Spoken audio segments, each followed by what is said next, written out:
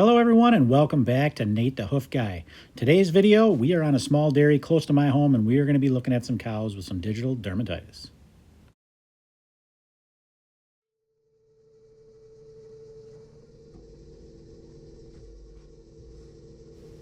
Now a lot of times when we're talking about digital dermatitis, we'll see those flare-ups happen in the larger farms where we have freestall housing, where the feet tend to be wetter and where the cows move about a lot more, so that's a lot easier to spread the bacteria around.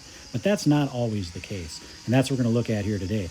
We've got a small dairy that's got really clean feet. You'll notice that as we trim these. Clean feet, and yet you're going to see they've got a blow-up happen of digital dermatitis, and we're going to kind of talk about why that happens. But right now you can see I'm working on this foot. You can see how hard it is, and you can probably hear it too as well. And that's, a sign of how dry the feet are, consequently because of the bedding that they're standing in and the conditions that they have is drier, so their feet tend to be drier. And you'd think that that would be a situation where digital dermatitis wouldn't spread, but it can. And what happens is we get a lot of flare-ups that happen where the bacteria may be laying dormant in the foot and kind of can flare up as things happen throughout the winter, or if we get some type of stressor to the cow, they can flare up. And because they're smaller farms, foot baths tend not be as convenient an option to control these. So you get these flare-ups, especially when it's really cold out.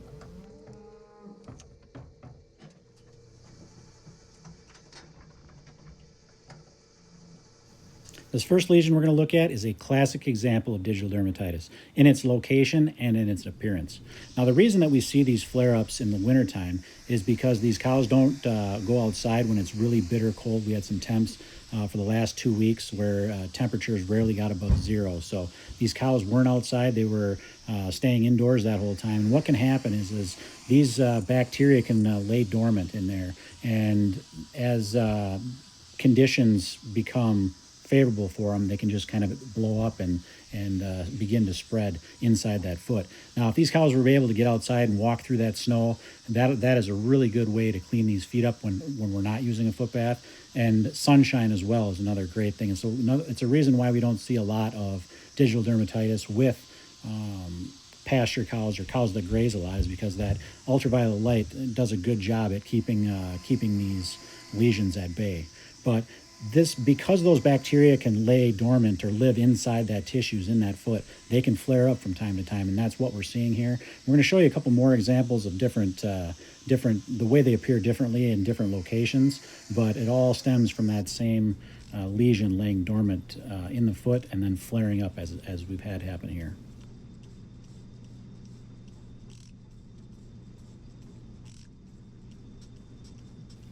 So the first thing I do whenever I'm going to treat a lesion is I'm going to spray it with chlorhexidine really well, wash away as much debris as I possibly can, and then I'm going to clean out as much as I can around that, get all the little loose pieces of bedding, any other debris that might be able to keep my product away from the lesion. I want to get that out of there, clean out that interdigital cleft. Here you can see a good look at that as we got that lesion cleaned up, what it looks like. Now I'm going to wrap this, I'm going to use something different that I've not used on this channel before, and it's called Tetracycline Hydrochloride. This is a product that we used to use all the time. It's an antibiotic, so it was a couple years ago, I think 2016, 2017, in that range. It was no longer were we able to buy it as hoof trimmers. So the only way we can use it now is the farmer needs to purchase that and allow us to use it. That way we can administer it. But it's one of my favorite ways to control or to kill digital dermatitis at the shoot side like this. It's just unfortunate we can't use it anymore because of regulations. Now here's another example of some digital dermatitis. This one looks a little bit different, but you notice starts in that same interdigital cleft. I have removed some of the heel there as well. Here's another example of digital dermatitis, only up in between the toes, what we refer to as interdigital dermatitis. Sometimes we even have lesions where they have almost like tentacles coming off of them. This is where the classic name for hairy wart came from. This is the classic lesion, I should say, where that name came from. It's not really a wart at all, but here's a example of one of the lesions that's laying somewhat dormant. There's a little bit of active lesion going on here, but for the most part, this is a non-painful lesion at this point. But you can see this is where it can flare up and just become one of those big strawberry ones. So we got to get this taken care of right away before that happens. So what I'm going to do is I'm going to treat this much like I did that first one. I'm going to sprinkle this with tetracycline powder, and then I'm going to wrap it up.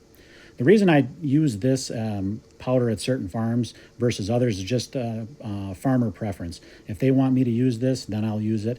Otherwise, I don't feel comfortable using an antibiotic when you could have some problems perhaps getting with milk contamination. I don't want to have any worries with that. So the only time I use this is when the farmer themselves want me to use it.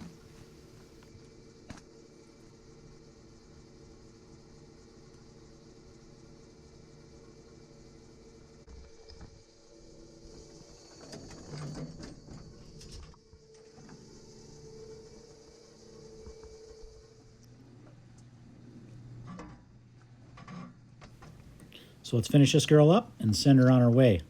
Old man Fred, you're going to like this part.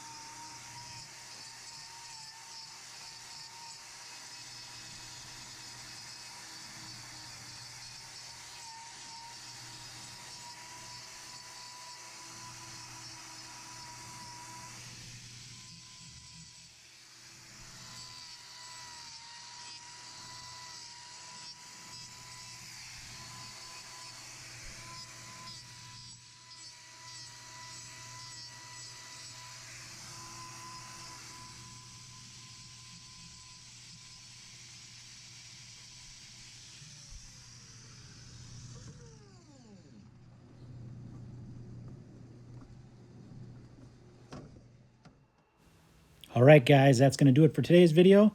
As always, thanks for watching, and we will see you all on the next one.